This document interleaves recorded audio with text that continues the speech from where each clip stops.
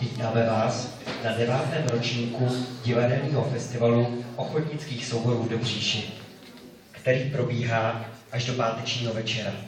Tak neváhejte a užijte si jedinečné atmosféry ve společnosti divadla. Divadelní festival vznikl za podpory divadelního souboru Kruh a kulturního domu v Dobříši. Prosíme, překontrolujte si vypnutí vašeho mobilního telefonu.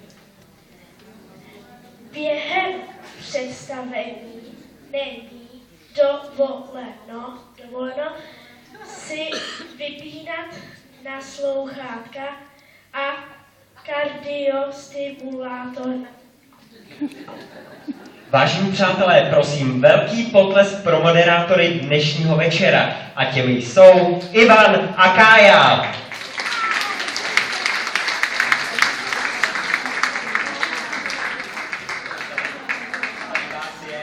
Dobrý večer, vážení diváci, já vás tu vítám.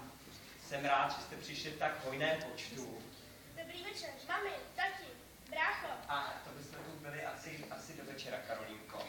No, nicméně, jsem opravdu rád, že jste i dnes za námi přišli. A že jste přišli podpořit nás a i divadelní spolek v Bystřici. Tamhle je ta paní, co tady byla už včera. To je ta paní, co sem chodí celý rok. Víš, Karolínko? Ale minulý rok, to byla s jiným pánem. Ale, Karolínko, já si myslím, že to není moc dobrý říkat. To já zase znám jednu paní, ta sedí tady v první řadě a ta tu byla minulý rok, byla to parádní atmosféra, byla tu v pondělí, v úterý, ve středu, ve čtvrtek a ve čtvrtek se jí ptám, jako naší věrní divačce, paní, přijdete v pátek? A paní mi na to odpověděla, ne, nepřijdu. Mi to bylo divný. Říkám si, co udělat.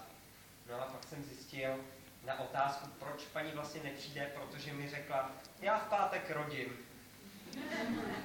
Takže to je tady paní v první řadě, jenom abyste všichni viděli. Ale nicméně mi dovolte, abych uvítal spolek Ludvíka Němce z Bystřice, který přijel s francouzskou... S francouzskou, to byla ta jak namalovaná, ještě jsem ji viděla. Ale ne, vážení přátelé, přijeli s francouzskou komedií. Víš co?